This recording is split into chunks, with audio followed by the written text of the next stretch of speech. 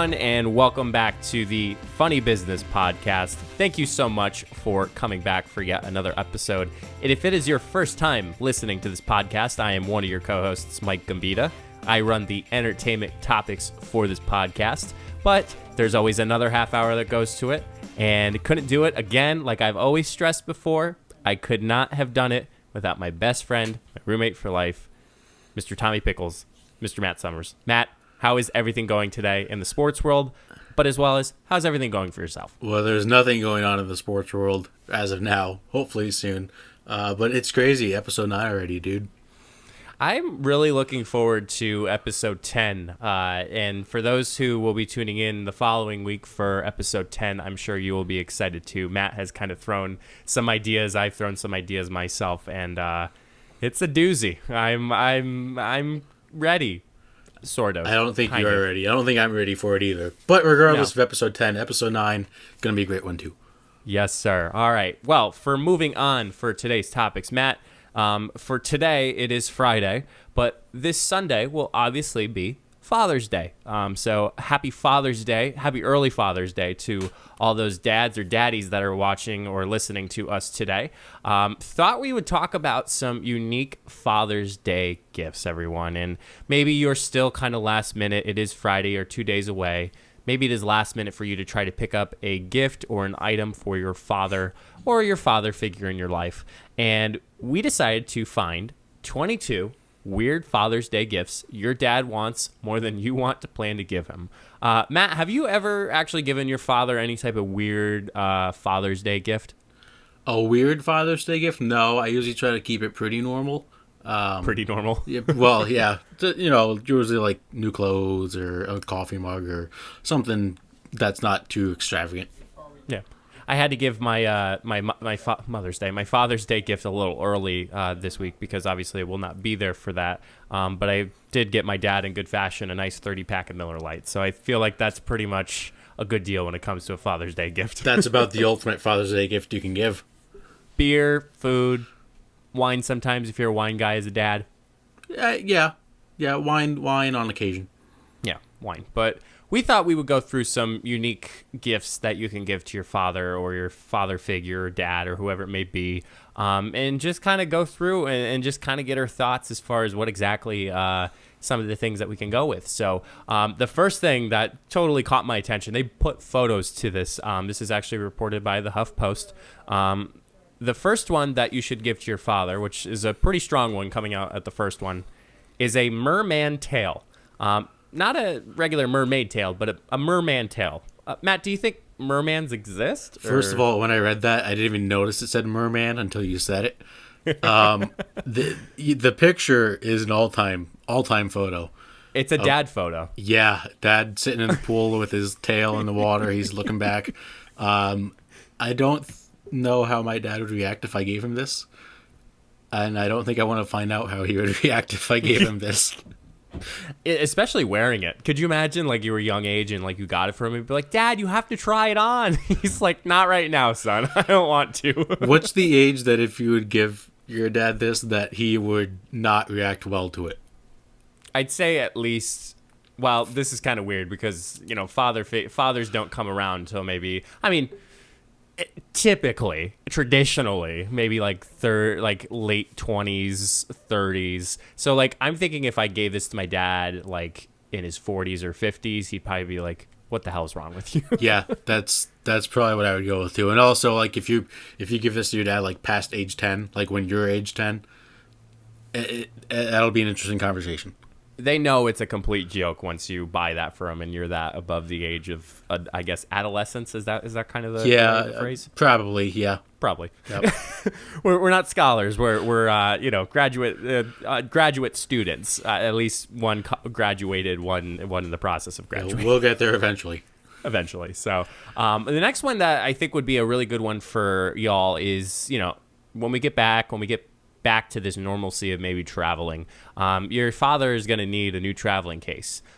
Why not get a traveling case, airport luggage that has your father's face right on it. I feel like that's a great gift because you don't have to worry about losing it because no one else is going to have a picture of your father's face on your luggage.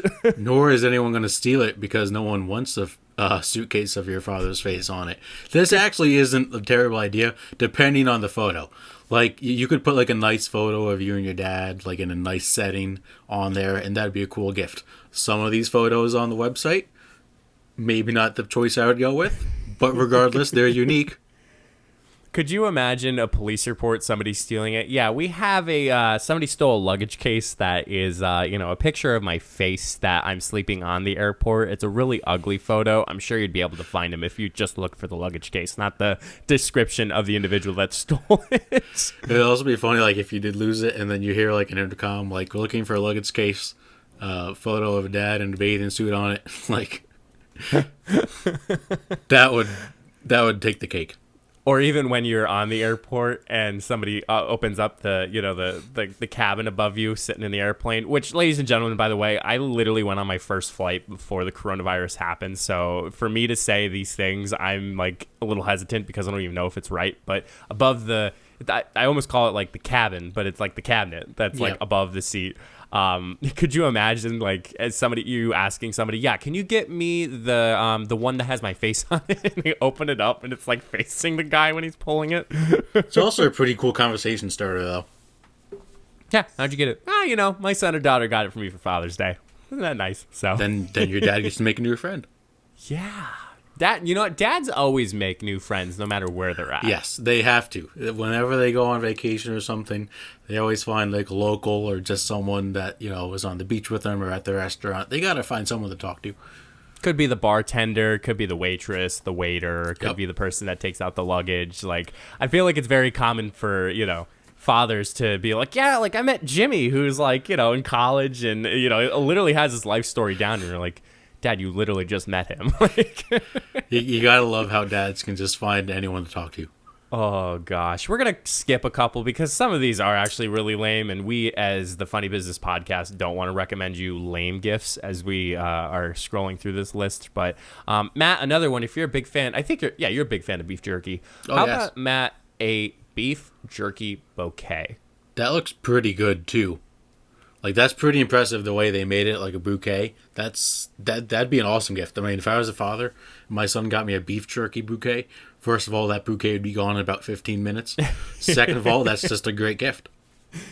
I think it's anything that's edible would be good, but especially having like beef jerky would be something. You know what we should do, Matt? We should do live taste tests for our future episodes. Is like getting something that like is like a product, because what I saw on Facebook today was like ranch. I forget what it was. It was like a ranch blaze. So it was like kind of like buffalo sauce mixed in with ranch.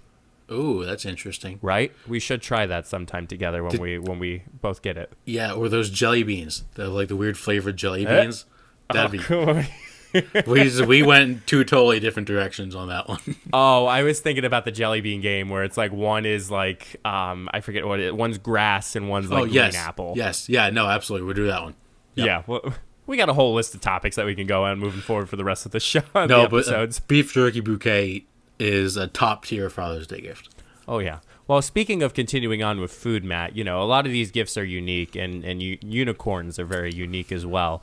The next one that I think is a good recommendation is a unicorn taco holder. Now, Matt, I feel like anytime when it comes to tacos, it isn't a bad thing to have a holder in place to keep all the goodness that is inside the taco. But having it as a unicorn is pretty sweet. Yeah, it's definitely unique. My only problem with it is it doesn't look super big. Like, it looks like it's a mini taco. And it doesn't look sturdy either to me. No, it doesn't. It looks like its back leg is not firmly on the ground. He needs to firmly plant his back leg on the ground, and then he'll be good. But I mean, a unicorn taco holder, probably not something that everyone's going to have. So it's definitely a unique gift if you like to stick out.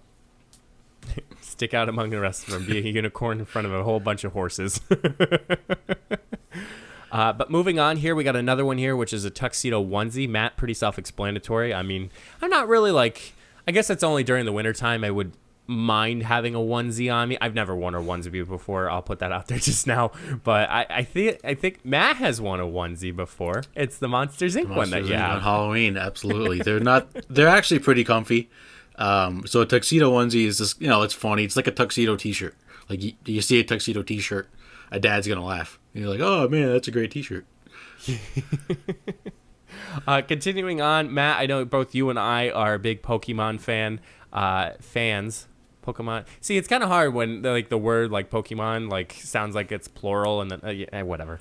It's Friday, right? It's Friday. The podcast is out on Friday. Let's treat it like it's Friday. A Pokemon ball waffle iron. And Matt, just because of our discussion from our Take It, I wouldn't mind actually having this as a gift because I wouldn't have to buy one because I have to buy something to make something. This is funny. They don't have a Pokemon pancake waffle maker. That's interesting. Now, something I would be really interested in, I feel like we're on a trend here right now, is a portable pizza oven. Now, like, obviously, like, I think you and I, like, we've kind of actually, I don't know, you've heard about my recipe for, like, a flatbread pizza, right? Does sound pretty good. Yeah, so what I do is I take tortillas, I put one tortilla down, sprinkle a little cheese on it. I put another tortilla down, I sprinkle a little bit more cheese, kind of add, like, I'm like a buffalo chicken guy or a barbecue chicken guy with green peppers and all that. Sprinkle it in, sprinkle a lot more cheese, put it on for $3.75 or $3.50, I forget which one. It'll come to me when I'm in the kitchen and I'm doing it. And 10 minutes and boom, you got yourself a flatbread pizza. But having an oven is probably really nice as far as, some of the portability with getting your pizza on as far as outside or inside even. No, it's perfect. It's like a portable grill. I mean, you never know when you're going to need to make a pizza. Or if you go on vacation and you don't really feel like using the oven like in the house or in the condo or apartment, wherever you're at, in the hotel, portable pizza oven's super easy to just, I'm assuming it just plugs in, looks like. Let me see here. It kind of looks like. I mean, I haven't checked the links yet that goes towards it, but yeah, I feel like I'm sure it's just super easy to use and really convenient. Yeah. Now, continuing on, we are flipping the tables here with the next one, preserved horse turds. Matt, I hate to be punny, but that sounds like a crappy gift to me. What's the point of this gift? Like, I don't even get it. Let's see here. There are crappy Father's Day gifts, but not like this. Each jar contains preserved poop from Silver Charm, a Hall of Fame thoroughbred that ran in the Kentucky Derby in 1997. So this is like celebrity poop. Sure. But why would you want celebrity poop? I don't, unless you're like a true like Kentucky like horse fanatic. Like a big horse fanatic, like Kentucky Derby Maybe fanatic. If like your dad bet on that horse to win and he won a lot of money, that'd be a pretty funny gift actually. Dude, I think so too. So another one that feeling that is pretty much a useful gift is a portable solar generator. I know we all have our battery packs and all that, but certainly the sun is unlimited at the moment of recording this podcast. I don't know why I said that. I feel like scientists are like, well, the sun's not going to be forever and yada yada. But anyway, sun is plentiful when it comes to a gadget like this. And I feel like for dads being outside, at the grill or camping or golfing, Matt, I'm sure you'd put this to use for you golfing.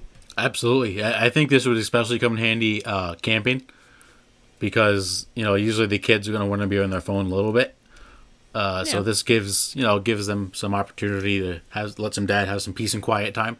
Yeah. Now, Matt, moving on, big Star Wars fans for the both of us, a Darth Vader blazer. I feel like that if your dad is into the dressing up, I feel like here's my thing. This whole look with the blazer is very subtle. You wouldn't be able to tell unless you actually take a look at it and was like, what, that looks like Darth Vader's like top. Like, no, I feel like it's very fair. I agree. It's very slick, very subtle, like you said, but it looks sharp.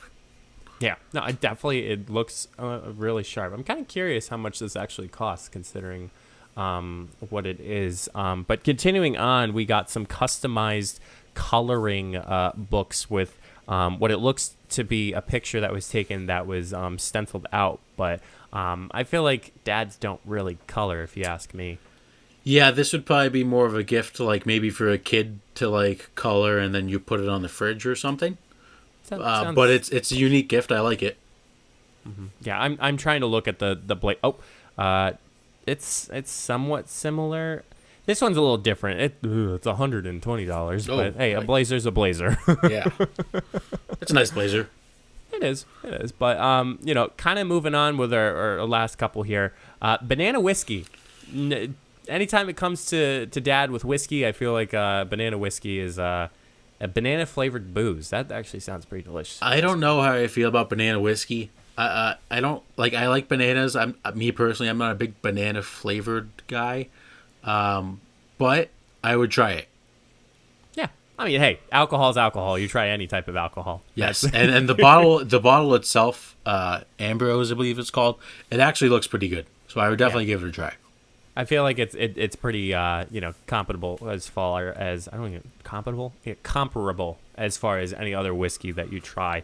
But kind of my final one that I'd like to mention, Matt, is a kangaroo pouch shirt, and it looks ridiculous. It does, but I actually think people like dads would like that because like the picture has a newborn baby in it, and here's the reason why dad's gonna like it. You put the baby in the little pouch, and then you got room for 2 beers. That is the genius of that. This shirt. That is a smart dad move. Yes. If you're looking, if maybe your dad has a little newborn, this is the perfect gift. And it's kind of funny because the guy who's modeling it, I guess is the best way to say it, does not look like a dad any way, shape, or form. It's just the model holding on to an infant in his little kangaroo pouch shirt. Yeah, that's actually that's a pretty good solid gift. Yeah, I mean, hey, you know what, Matt? You could actually probably hold more beer in the pouch too when the newborn outgrows. You probably could just wear the pouch, put a little ice pack in there. You got yourself a little homemade cooler. Be a tad chilly there, Matt. But Matt, any final thoughts on Father's Day gifts, or any words of advice in case somebody is really looking for a last minute gift? I always struggled trying to find like a Father's Day gift, but in reality, if it's something nice, something to show your appreciation for your dad, and even for your mom on Mother's Day, but especially Father's Day coming up this weekend. As long as it's something that Dad's gonna appreciate, he's gonna like it. So it's not like there should be a whole lot of pressure around Father's Day gifts because your dad loves you no matter what. Yeah. I feel like no matter what size of the gift, big or small, I think your dad's gonna appreciate it. And it says at the bottom it's nothing is as good as a card, and putting how much you care and appreciate your father and how much he's done for you at the time is something really sentimental. And I think that would just be if you really can't find anything, like putting a card together and writing a little note just how much you appreciate them is certainly something that you can do. So. Absolutely. I actually do that every Father's Day and Mother's Day and birthdays and whatever. So would you look at that? So, well, happy Father's Day to everyone a little early, but we're going to move on to our next segment. Matt and I were really looking forward to this. So a little bit of a disclaimer here. What we're talking about is a Netflix show. There will potentially be some spoilers. I think Matt and I will try our best to try to keep everything down a little bit, but at the same time, too, we really can't talk about the show without actually explaining it. There's going to be spoilers. Yeah. Okay. Yeah. I'm just going to put it out right there. There's definitely going to be spoilers.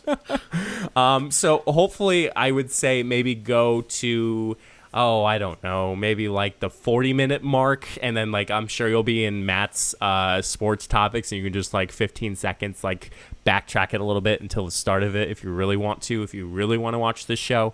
But Matt and I kind of challenged Matt to say that he should watch Too Hot to Handle, which is another Netflix show. So Matt will eventually watch that, and I'm sure we'll cover it. But Matt told me what I should watch is Love is Blind. So I just finished it not too long ago, and we both have been silent against each other and kind of wanted to bring it on the podcast and kind of share it with you all that we literally felt for a romantic reality TV show, the both of us, and we're very passionate about it. So to kind of give a little bit of a backstory as far as how the show worked out, there was 30 men and women were hoping to find love. So a couple of them had no plans, got out of a relationship, all this stuff here and there. So for 10 days, the couples, I should say, the groups decided to go on speed dating. The men and women date each other in different pods where they can talk to each other, but they can't see each other. Whenever they decided, the man was able to propose to the woman they want to marry.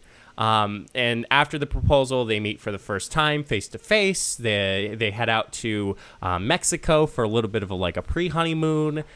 They spend time getting to know them. They then move in together in a little apartment complex where the rest of the couples are together. They meet their families. They meet their parents. They end up going to it's almost similar to 90 Day Fiance, but in this span of time, the end goal is getting a wedding. And literally at the end, they truly find out if love is blind.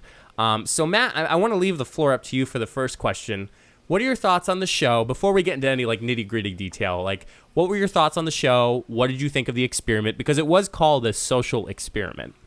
It was interesting. I didn't really fully know what to expect when I first started to watch it, but it was weird because some people really got a strong connection day one, where other people didn't have it till later on, and it made me think of what's really important in a relationship, because the first thing we see when we see someone's looks, but really what's important is what's on the inside, and that's what these people got to experience first, and then they got to see the looks, and it was definitely a nice change of pace to watch.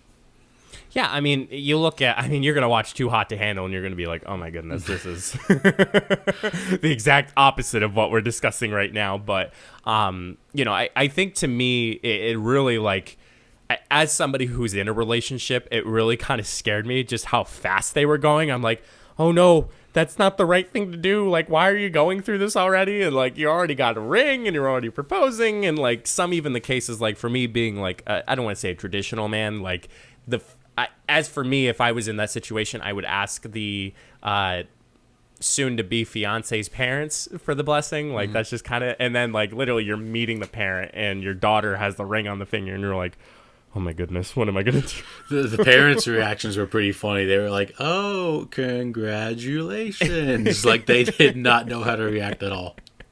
Matt, I have to ask, would you go through this social experiment? I would probably try it, but I don't know if I would be successful at it. Just because there's so many factors that go in afterwards, and you just never know. Someone might seem like the right person, and then you find out something later, and it turns out they're not, Yeah, no, for sure. So we're going to go into the couples now. So if you want to skip ahead, this is probably the good time to go into the couples. But the couples that were featured on the show, which, Matt, actually, believe it or not, there is more couples that went through the experiment, but we didn't see them. There was actually a few that I was reading on a couple articles that actually got together because of the show, but you didn't see them featured. But kind of going through the couples, we had Lauren and Cameron, which was really coined as far as just a quick synopsis of them all. Lauren and Cameron, the quick synopsis was that it was an interracial relationship, but they really hit it off super well. Then there was Amber, or Matthew, or Barnett, as they called him throughout the show, which confused the heck out of me. Am I allowed to call you Barnett? Because that's Me? Yeah, because your name's Matthew. His middle name's Burnett, or his last name's Burnett. So what? That's so stupid. Yeah, I don't know. Burnett is a much cooler name, I will admit. Anyway, Matthew was kind of like I want to call it he's not really the Italian stallion, but he was kind of the playmaker and the player throughout the game until he went through this engagement. And then she always confused my name, but I'm going to call her Gigi because that's what I heard throughout the show. Yeah, let's not try to pronounce that. It's like Gianna, but then there's another A in between. Gianna and Damien. What I really saw from that relationship was the fact that there was not a really good sense of communication between the two of them. Jessica and Mark, which the staple of that was Mark was 24 and Jessica was 34, which literally drove me nuts the entire freaking show. We're going to get to that one. I got some thoughts on that one. Kelly and Kenny, which really completely hit it off well, but to the spoiler of it, they said no at the wedding, for crying out loud. And then there was Diamond and Carlton, who had their little stint, but actually left in between when they were at Mexico after the couples got together. So Matt, I'm going to allow you to pick the first couple as far as, if you don't mind just saying, what was the result out of it, but kind of going into, your thoughts about said couple. All right, let's start with let's start with Lauren and Cameron. Yeah, I mean, that's the simple one to start with. So they were my favorite couple throughout the whole thing. Cameron is like a cool dude, and like he just loved Lauren for who she was, and it was just like awesome to see. Like from day one, they had this connection, and they didn't really have like a downside like at all. They had a little. Lauren was a little nervous when he went to meet her dad for the first time. Mm-hmm. Which, mind you, that was the first time Lauren has ever brought a guy home in front to meet her father. So, like, that's all nerve-wracking to begin with. Absolutely. But it was awesome to see, like, the dad's like, I'm going to give this a try. And he didn't really, like, shoot him down right away. He grilled him a little bit. But Cameron's just such a cool dude. You can't, like, not be friends with Cameron. He's just an awesome guy. Yeah, legit was very much so, which really surprised me that his previous relationship was, again, another interracial relationship. So it was, like, so surprising that he was totally cool about it. And, like, he was that just, I don't know what you call it, the swag. I don't want to call it the swag, but just, like, the amount of confidence he had going into that conversation. I mean, sure, I think any guy, both you and I, Matt, would be nervous as heck going into a conversation like that. But I really like the fact that Lauren and Cameron ended up, the marriage worked out. And you were saying I follow two on Instagram. Well, Matt, I follow both of them on Instagram now because you just can't. They're so cute. So cute. Matt, I'll bring up Diamond and Carlton just because that's a short stint, and I feel like that could be something I don't want to say we can both agree on or disagree on. So Diamond. Sweetheart. Carlton, on the other hand, had some internal conflict with himself. My apologies. He really didn't share the fact that he was interested both in male and female, and really didn't share that with Diamond. And it really, Carlton was super scared about what her reaction was going to be. And I feel like, Matt, to me, like I said, they left during Mexico. I felt like Carlton kind of imploded himself as far as the whole situation when Diamond was just trying to, like, understand, but he got really, really confrontational when it came to it. He did, and it's tough for us to judge because we're not in that situation. Absolutely. We don't really know how he's feeling. But yes, I do agree that I feel like they may have been able to work out, but again, their communication wasn't super great, and I don't blame Carlton at all for not bringing it up because it's a tough subject to bring up. And I'm glad he did bring it up before things got further and they kind of made a realization that maybe this isn't the best fit together. Yeah, no, you're absolutely right. I wanted to bring up because you texted me about I follow two couples. Kelly and Kenny. My heart freaking dropped when Kelly said no on the wedding stage, and I kind of want to hear your feedback on that. Excuse my language. What the Kelly? Like, that was bullshit. That was bullshit. I don't know if that was like the producing. I'm going to go into mini rant. So Kenny and Kelly, made it look like they were the most perfect couple the entire show. Then you get to episode 8 or 9 and Kelly's like, oh, we haven't like made the jump into sex yet, which is fine. Because she didn't feel like she was ready, which is fine. And then all of a sudden, she gets to the altar. She's like, oh, I don't think I love you anymore. I can't do this. Where did this come from? You guys made it look like they were like the happiest couple in the world. And then, boom, she says no. Like, what the hell was that? And Kenny was super upset. Like, you get into the reality shows. I mean, I would be upset too, but you get to the reality shows and the dude's like, stop filming. And like, when that happens, you're kind of like, okay, so there is somewhat of a reality to this. And I feel like for you to say, was that the producer's problem? I think the way that the edit went, like the way they edited the show, yes, you certainly got caught off guard with it. But I feel like I have to 100% agree with you, Matt. I feel like there's no sense of direction as far as why she didn't. But again, we're not in the situation. We didn't go through this whole social experiment. But yeah. What the hell, Kelly? That really blew my mind. I paused the show as I was watching, and I just sat there for like 10 minutes. I was like, she did not just say no, did she? Like, that was insane. And Kenny, also a great guy. Would be really cool to get a beer with him, too, as well. Oh yeah, I mean, everybody seemed pretty cool to get a beer with, if I'm being completely honest. But the one that I will go on the rant on is Jessica and Mark. You mean Messica, as some people call her. Messica? Messica, because she's a mess. Oh yeah, she was a complete mess. Hot mess. Hot mess. Complete hot mess. Just a simple fact that you're literally every single thing that she said when it was off interview was, oh, well, he's 10 years younger than me. Oh, maybe he's too young. Oh, and kept firing questions at him of being like, so like, in order for us to have kids, we need to have kids in the next 5 years. And then if you want to have 2 or 3 and yada, yada, yada, it's like, who cares? Why do you have to go through that when you can literally just accept the person as who they are? Like, I think really all of us have experienced, like, age is just a number. Like, I feel like for me, like, in the past, like, I have dated people that are the same age. I'm currently right now in a relationship where this is the first time somebody is 2 years younger than me.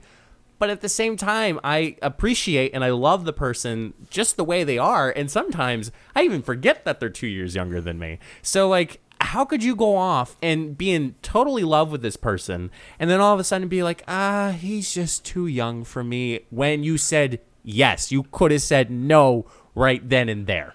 Yeah, this one really bothered me too, because like age is just a number. But right. Also, like, she brought it up to his mom. Like that when you're meeting someone, you're like, yeah, I don't know, like, you know, he's 24. Like, does he act like he's 24? Like, stop. Like, if you love him, you love him. It doesn't. Age is just a number. Also, on Mark, how did he not know that was gonna happen? Because she, he must have been like totally in love with her, because she brought it up all the time, even to him. And he just kind of seemed surprised at the altar, and I don't really know how he was that surprised. I thought it was hilarious with a cut that they actually asked Mark first about, will you say I do or I don't? Which I was just like, well, we all know where this is going now. I mean, I think we all knew what was going to happen either way. Oh, yeah, absolutely. But like, Matt, I think we were looking at it like retrospect, like both of us are 24. So like, yes, we could be in that same situation, but I feel like in reality, like, maturity did play a part, but I really did not see any type of immaturity with Mark, no way, shape, or form. But, kind of moving on, the reason with Jessica and really the downfall of Jessica was with Barnett or Matthew. But, Matt, I don't know if you have any thoughts about Amber and Matthew with, I guess, that love triangle, I guess we can call it. I'm worried for them. Because they both seem like little wild childs. And I just hope that they can settle down. The great couple, they were made for each other. Oh, yeah. Amber's out there, Barnett's out there, and together they make a good couple. I just hope that they're both ready to, like, settle down. And I should try to follow them on Instagram or social media. Yeah, I think they're both on Instagram. Yes. Because I got a strong attachment to them because I was worried for them. I don't know. That's kind of like what I came away with it. I feel like, to kind of give some context, like, Matthew was literally telling Jessica that, I'm gonna propose to you tomorrow, and like, then he didn't, and then like Jessica was kind of left with like, okay, well, I guess I got my last chance ranch here with Mark, and like, it's just, and then the whole interactions between when the couples got together and had, I think it was Matthew's birthday. It was Matthew's birthday, and just the conversations, it just reminded me of like back in the college days. Oh my God, I can't believe I said that.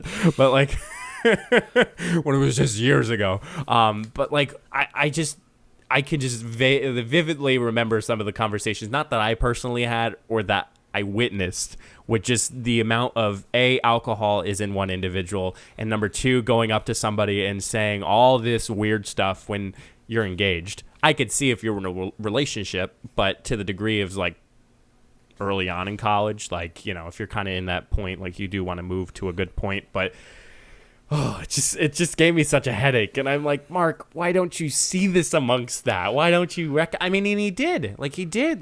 He was just blinded by it. He just blind. I don't know if he didn't want to accept it or what. But also on Jessica, every time she was with Mark and like was trying to be lovey-dovey, she was drunk. Yes. Also should have been a major red flag for Mark. Yes, which even too, like, she even admitted something about how Matt was hot. Yes. before she went to bed, and Mark was just pissed. Yeah. Which, as he should. Like, absolutely. Jessica's also lucky that Amber didn't squash her because she was ready to throw hands at the end. Yeah, and she literally said that in, like, the reunion. She was like, I will literally come up and punch you if you get close to Matt. And I was like, that's oh a sign God. for any girl who thinks Barnett's gonna, come to you. Nope. You gotta throw hands with Amber first. Nope, you gotta go through that. So, but Matt, I feel like we saved the best for last in the situation that... These two. Yes, Gigi and Damien. Now, they did say no. Damien did say no up on the altar, but they're actually in a relationship now, as of what I know at the time of this podcast recording. So, Matt, your thoughts on Gigi and Damien? I was surprised that he said no, actually. I actually thought they were going to both say yes. Like we said, their problem was they didn't have communication. But what bothered me is that during their arguments, they would admit that they don't have communication, and then they would just not make the communication better. Mm-hmm. So it's basically like saying, oh, we have a water leak, but then you don't fix the water leak. And it just keeps filling up. It just keeps getting worse and worse until you get to the altar and you say no. Gigi is not a girl that I would mess with. She could kick my ass. Nor date. Or Damien. They could both kick my ass. Yeah, that's true. I think Damien left at that time a very toxic situation where if they did get married, it would get very much so intense and toxic as far as that situation arising. And they had a fight when it was, I always want to call him Barnett, but his name's Matt. Like when Matt's party was going on, they legit got into a fight. And I don't know. I feel like Damien, for as awkward as he was, that was the whole situation, was just because Damien was awkward in a conversation that Gigi just literally walked away from it and was like, you make me uncomfortable. And it's like, yeah, I have an awkward personality, but that doesn't mean that you have to walk away and just be... I was totally on Damien's side. I'm sounding like the true gossip girl. Like, I was on Damien's side, at least for that situation. Yeah, I would agree too, but I also didn't think it was fair of Damien when after he said no, immediately wanted to have a conversation with Gigi. Like, she's going to be upset. Like, you got to let her have some space after you say no at the altar. Yeah. Matt, I feel like... To kind of wrap it up in a nice kind of way that I feel like anyone can understand if they didn't watch Love Is Blind. From your experience watching this, number one, can love be blind? I'm going to throw that question at you. And number two, any other extra final thoughts that you think from the show itself? I think love definitely can be blind because I think Lauren and Cameron are just the exact example that you need to use for that because they seem like they were made for each other. So I definitely do think love is blind. Any other further thoughts? Just don't read a cover by its book. If you go up and see someone and you may find them physically attractive, they might not have the same on the inside. So just always keep an open mind about everything. And take your time. Yes. I feel like if that's anything that at least I can pull. I feel like a little personal, like, side note, like, obviously me, like, Jenna and I are dating right now, and we've dated for about a year and almost coming up on 5 months. Yeah, I almost froze, and I'm like, oh my God, how long have we been dating for? I know at least a year, but at the time of this recording, but we'll be 5 months within July, and August will be 6. I remember that because we went to the beach the one time. But just because, like, love is blind, you don't know where love is going to come from. And, like, Jenna and I both say, like, if you both ask us, do you think, where we would be today in a relationship, we'd be like, no, like, we wouldn't, because we never thought that would be it. And, just the time that we had and, like, going through, like, we went through the date, we had dates, we got to know each other, we, got to know some personal things about each other, but, like, this whole situation and mess of, like, not seeing the person, seeing is not everything, let me put it that way, but just, like, going through that actual traditional process and then, like, proposing and, like, not even getting to know, like, the true personality because it's just you isolated in that pod. It's definitely scary. It's scary. It was definitely an interesting show to watch, and I think there's coming out with the season 2, I believe. I saw some written stuff, so Yeah. hopefully we'll be able to recap another season, and hopefully it's not as crazy as it is. But hopefully, Matt, you will come back with watching Too Hot to Handle. Absolutely. And we'll certainly go and talk about that. And just for our audience and our listeners, if you would like to, Love is Blind and Too Hot to Handle is on Netflix, so make sure you watch it before Netflix decides to cancel it, like The Office. When we come back, again, we're going to throw into the sports topics. Don't go anywhere. Matt, can you believe we're finally doing a podcast? I know. I've been so excited to start one, but it seemed so easy for us to get started. Actually, Matt, it was really easy. It was all because of Anchor. Anchor? Yes, Anchor. Anchor is by far the easiest way to get a podcast started. Anchor is free to anyone that wants to start a podcast. It's easy for beginners with the creation tools that allows you to record and edit your podcast right from your phone or computer. We also have it nice that Anchor does all the work in distributing our podcasts to Spotify, Apple Podcasts, Google Podcasts, and other platforms. Matt, we can even make money from our podcast. Did you say money? Yes, you heard me right, Matt. Money. We can make it with no minimum listenership. It's everything you need to make a podcast in one place. Wow. I might want to start another podcast on my own soon. That sounds like a great idea, Matt. You could do it today by downloading the free Anchor app or go to anchor.fm to get started. That is anchor.fm. Now back to the podcast. All right, let's slide right into the sports topics for today. For the first time on this show, I believe we are going to talk about the UFC. And trust me, we're not going to give any insights because, Mike, I think I speak for both of us when we know nothing about fighting. I don't even know if I can throw a punch Okay, correctly. Same. But what I did want to focus on is their new island that they bought, which is called Fight Island.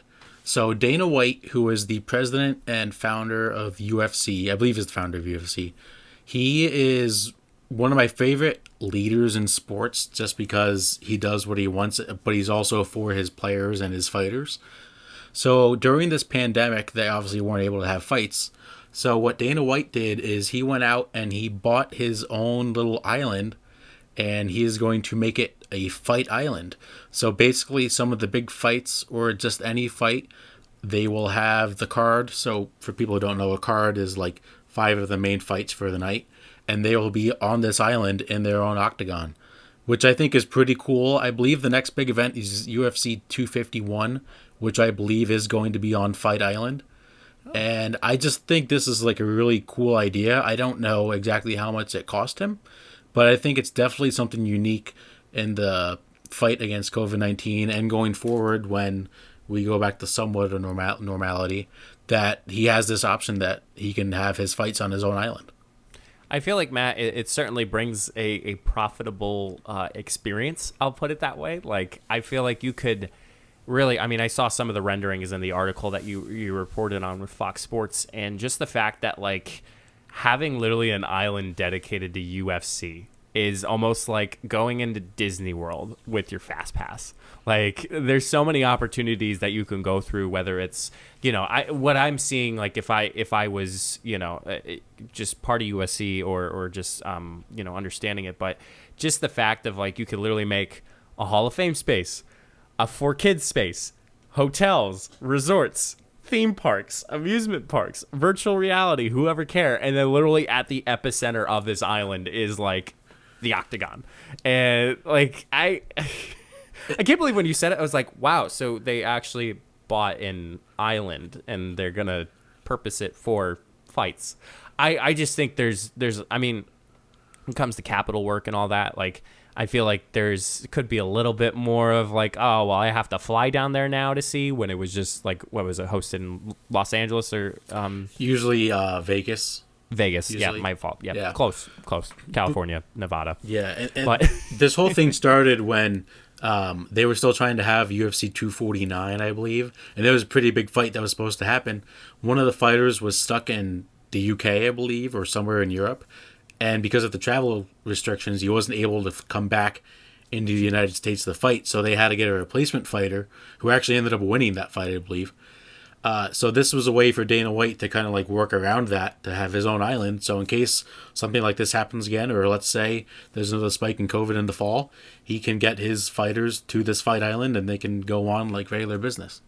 Yeah, I think definitely just the fact that you can isolate, and I know that that's a word we use so often when it comes to this whole situation with COVID-19, but having that opportunity where, let's just say, the week before, okay, you already have a fighter's resort. Like, you literally have, like, where all the fighters can stay and, like, their team, and, like, it's enough to fill up the whole resort. You can get there as early on as you can, and it's kind of that opportunity where you can be able to have the fights, and you could be able to have the consistent quality and all these things. Because Vegas is one thing where it's just like, it's just so popular and just so traditional that you hosted in Vegas. I guess now that you said it was in Vegas, I'm like, oh yeah, like obviously Las Vegas, like just with that idea. See, we know nothing about UFC. I've actually been watching it lately. It's pretty cool.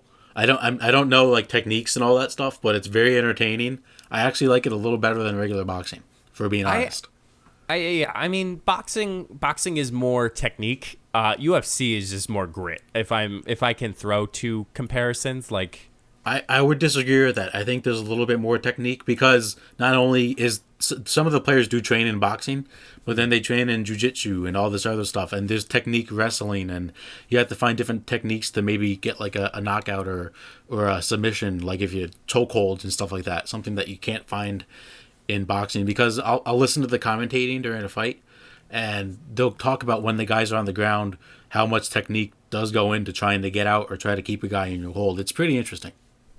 Yeah, it is popular, and I feel like we're not giving enough credit to how UFC has certainly gained the popularity in fighting, as far as a generic sport, as far as to generalize the sport, just fighting, because you've had the Conor McGregors, you've had the Brock Lesnars, you've had the Ronda Rouseys that like have become these social icons that we all know and just are aware of when it comes to social media or whatnot. But I really think this island is going to be beneficial. I did not think at one point, I was thinking like, oh yeah, like that's stupid. Why would you buy an island? Like, I feel like it's going to be the Disney World of UFC, where you can literally just go and enjoy yourself and just escape. And it's just the rendering, like, again, I was looking at it, like the rendering, like there's a lot of nice things and a lot of potential that you can put out as far as, oh, honey, like grab the kids, we're going to go to UFC Fight Island. I love Dana White, and this is just another move that like, it just proves he's probably one of the greatest sports commissioners. I believe he's considered the commissioner for UFC that in the world. Like, he's on top of his game, and if he wants to get something, he gets it.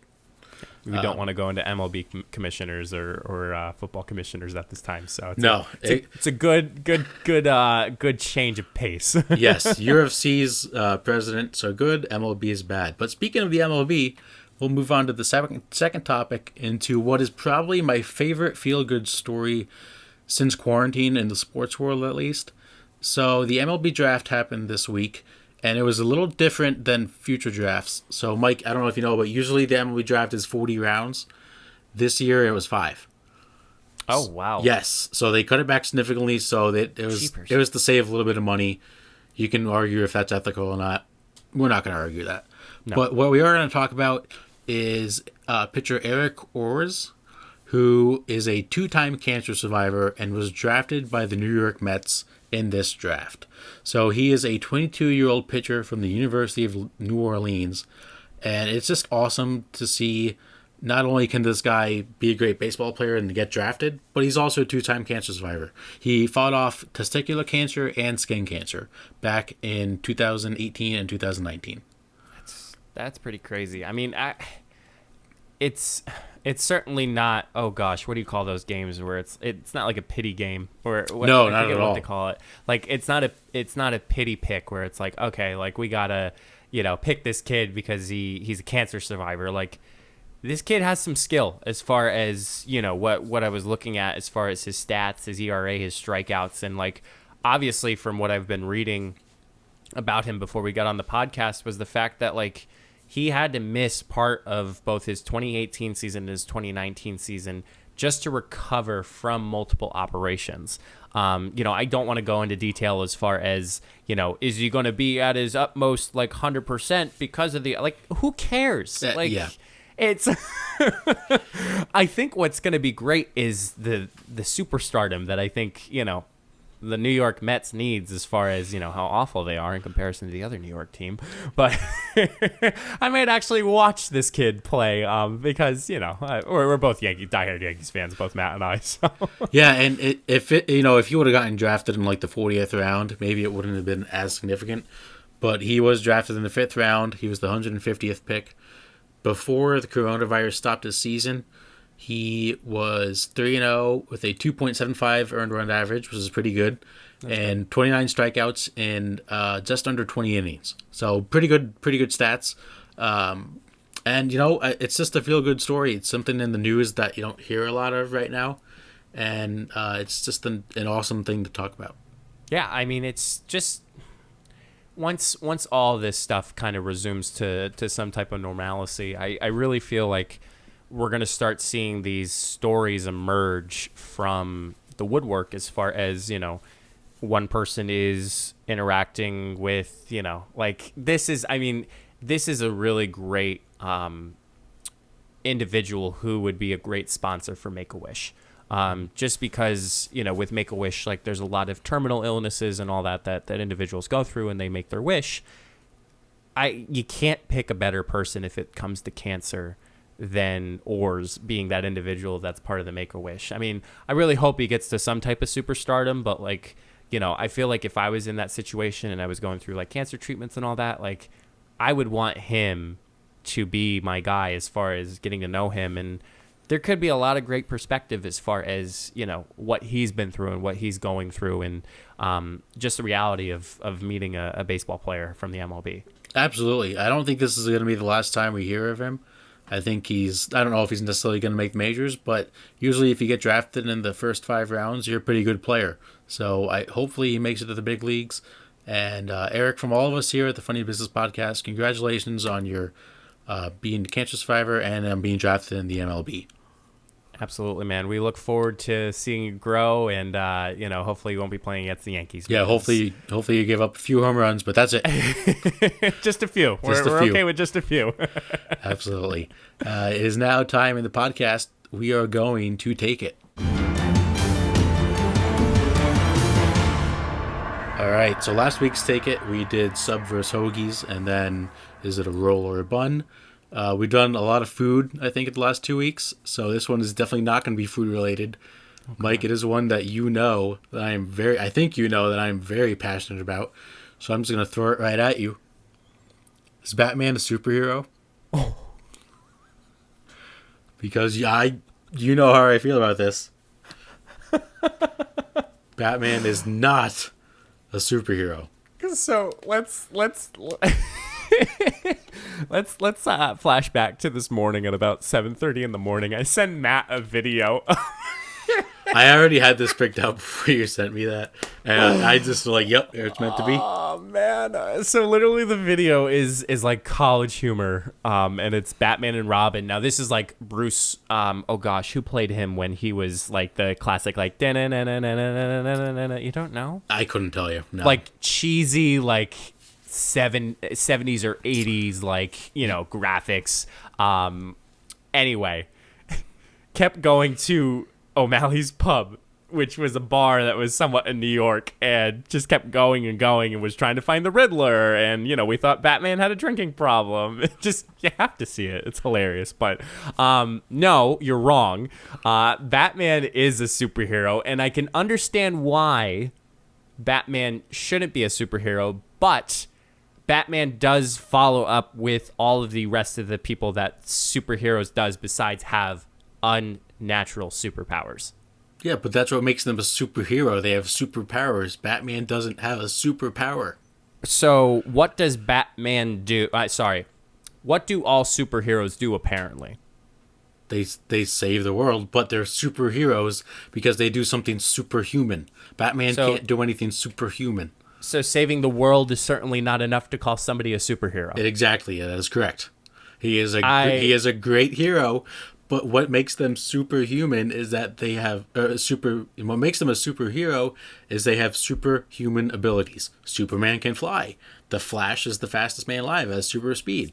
The Hulk turns into not a monster. He turns into a muscular person, to Hulk. And Great, Matt. And he's got super strength. No, because here's the thing. When it comes to Batman, Batman is going full-fledged into trouble, and he's going to save God. Okay, I will give you the point where Superman and maybe the Hulk, there was some understanding that they would save the planet. Here's the thing about Batman, though.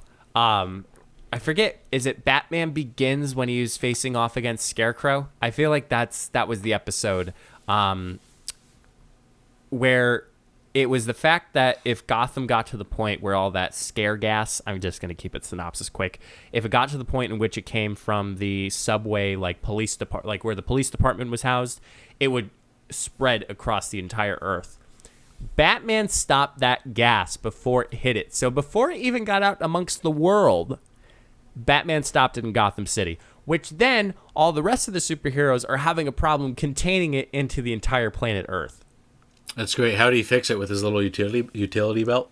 No, he used a bunch of things from fighting and grapplers and all these things. Like, man, I could potentially be a superhero for all. Maybe I am a superhero for all we know. Do you have a superpower? Do you have a superpower? But I have a lot of tools and technology that I can work out. That's great. I have a car and toolbox too. I'm not a superhero. Yeah, but you are too afraid to face fear. That's and a fact. That's a fact. Injustice. You're not wrong. You're not wrong. But no, superheroes, like, I'll throw out another name. Okay. Iron Man. Not a superhero. But he's saving he's saving individuals from greater peril. But what is his superpower? His superpower is having the intelligence of creating this technology. That's not a superpower. I know people that could have built that. I don't know names. I don't know. But Bill Gates? Yeah, Bill Gates could probably do it. I feel like, Matt, you are really sticking with the whole super thing. And for someone who is a superhero, is doing things that are not normal to the common, we say not all superheroes wear capes, like the Domino's pizza delivery driver when you're drunk at 2 a.m. and you need pizza and those breadsticks. Like, yeah, he's going in at 2 a.m. That's really something that not a normal person would do at 2 a.m. So technically not all superheroes wear capes, which then brings on the next question. Superheroes don't wear capes. Not all superheroes wear capes. No capes. What about the people that don't wear capes? Let's ask that bigger question. Well, Captain America's not a superhero either, but he doesn't wear a cape. What? What's his superpower? This is what I'm saying. Like, anyone could be Captain America. Anyone could be Batman.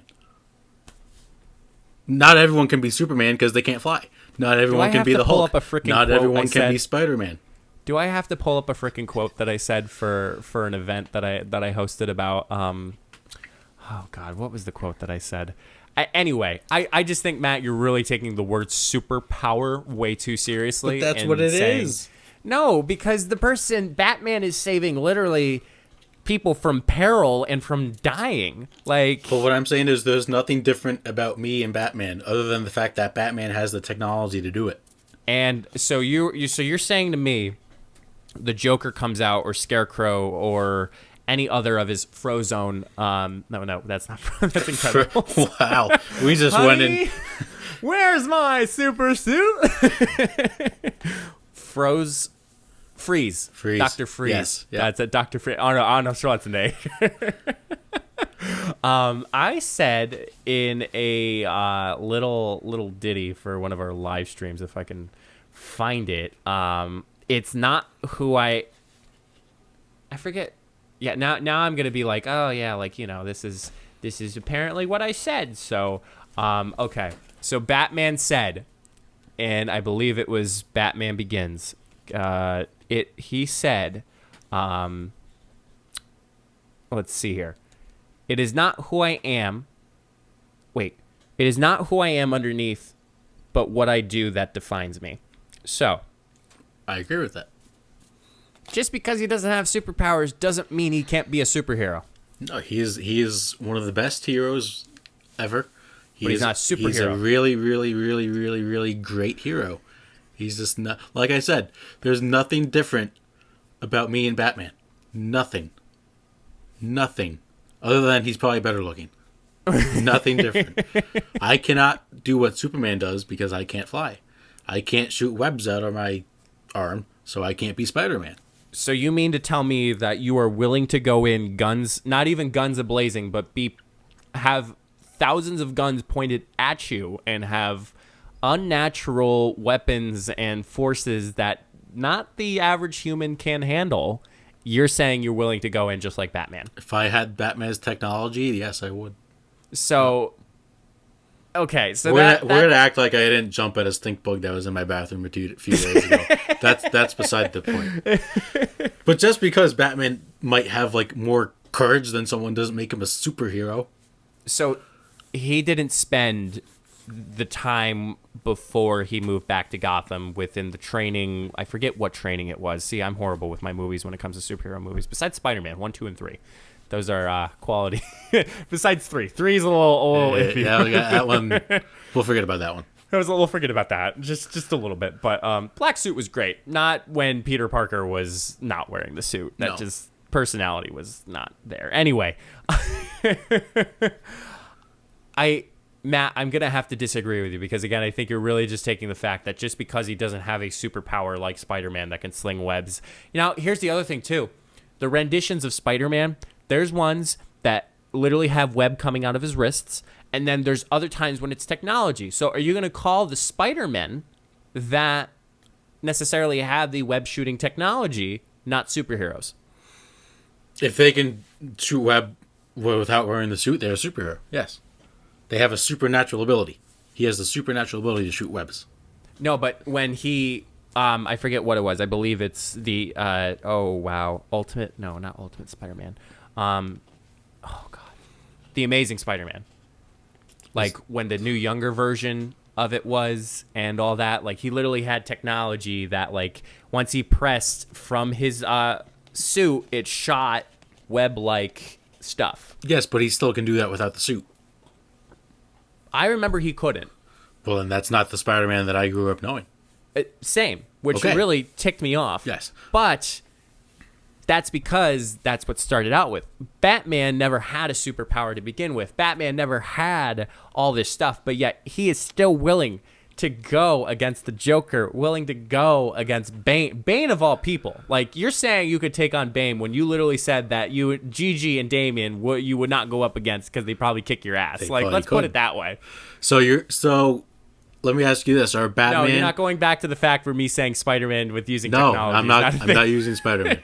Are Batman and Superman on the same level of heroes? Okay, so why did they make a movie Batman versus Superman? Oh, but are you? No, let's. I'm asking you a question. I'm responding back. You personally, are Batman and Superman the same level of hero? I believe so. Oh my gosh. Okay, because why didn't they make a movie Batman versus Superman? That's not the point. So if then it would be like, you know what, Batman's not on the same level as Superman. We're just gonna put maybe like Batman and the Hulk. Like, oh no, Superman versus the Hulk. Like, because we want to keep the superpowers in relevance. Yeah, like they should have. He has no supernatural ability. Ergo, I don't know if that's a real word. Ergo. I don't know. Therefore, he is not a superhero. He has anyone with his. Maybe I'm not saying I could be Batman. Let me take that back. Anyone with Bruce. Anyone with Bruce Wayne's. Sorry. Anyone with Bruce Wayne's courage and his money and his technology, who also has a really cool butler, could be Batman. Alfred, what a great guy. Great guy. But no, he's not a superhero. I don't know, Matt. He's just a really, really, really great hero. That hurts. And yet, you still appreciate the college humors of Batman. I like Batman. The movies are good. He's just not a superhero. I feel like we're going to have to leave this up to the audience this time, Matt. I'm very, very much so. Batman is a superhero. I'm intrigued to see what they have to say. Yes. I'm going to get in some Twitter fights. And as always, is it Invisalign? Side note, if you haven't watched Batman college humor videos, you have to. They're hysterical. I quote them all the time, even though Batman's not a real superhero. Oh, man. Injustice. I'm going to watch them tonight. And then you're going to find out, yes, Batman is a superhero. No, so. they made me learn that Batman is not a superhero. Oh, man. Well, anyways, guys, we're going to run off because the bat signal is going off. And I think both of us need to wrap up this podcast before we go another half hour. So if you are on Apple Podcasts, make sure you leave a review, a rating. That helps us out, get the podcast out amongst other individuals. Thank you so much if you're watching on Spotify, Google Podcasts, on our Anchor platform, because I know some individuals are listening on our Anchor platform. Thank you very much. And again, we just started posting our videos up on YouTube. Funny Business Entertainment. You can search Funny Business Podcast, Funny Business Entertainment. You can search both of our names and it'll show up because I did something to kind of put up the search engine optimization for it. But next week, episode 10, my friend, we're here. It's going to be a fun episode, that's for sure. It's going to be a fun episode for sure. I don't want to spoil what we got planned. No, it's going to be a different show, different episode, but you guys are going to like it. We're going to have strippers. We're going to have lots of alcohol. We're going to have a drive-through strip club. So maybe we could. Maybe we could. So maybe we could. Well, until next time, guys, make sure you enjoy yourself. Enjoy the week. If you're moving out of the coronavirus restrictions, we are going green in my area this Friday. Actually, today is First Go Green Day, so I'm going to listen to a bunch of Green Day. So there we go. And happy Father's Day to all of your fathers out there as well. Yes, sir. All right. Until next time, guys, we'll see you on the next episode. Stay safe, everyone.